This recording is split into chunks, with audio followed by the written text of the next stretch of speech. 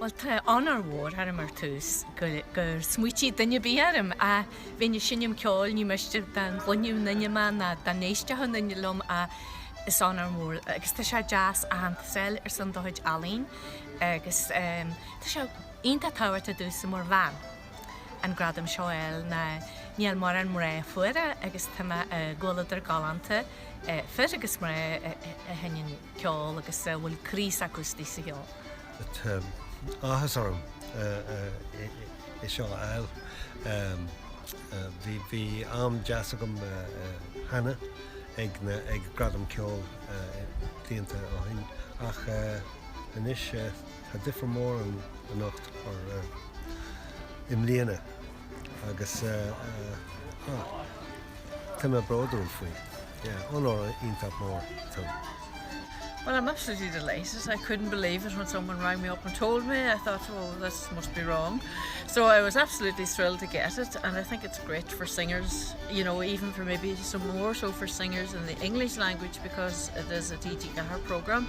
So I think it's fantastic that they give recognition to the people who sing in English as well as the ones who sing in Irish. Well, it's very humbling, and I'm truly honoured, but to me it means that you know, I think of the people who passed on the music to me and others during times, tough times when the music was certainly wasn't fashionable, and I think of those people who passed it on and kept the flame alive. I think of them with gratitude. It is a huge honour. Like, you know, I've seen the recipients from the past and even the ones that are here today. You know, some of my heroes that you grow up listening to, like so.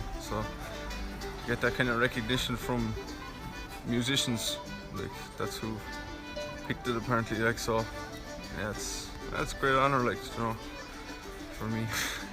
Nom hain na rime Comaoine Ceoil vi me like, you know, sa sioma Gradam Ceoil vi me páistí sa leaba agus, you know, vi me sais fi brú agus began dom písi beag a an genta a hanícha, so look at ní ram explain of ag an am sin go mé, you know, Gradam, you know, agam gan Bliana, so tam lán sásta tuis gur chuir mé an niúid sin sais sweat agus tír just you know, sa cheol, so tá mé lán sásta agus, you know, Amhránaí agus, you know, donna Ceoltóir an chéad gáil cas an ceol sin.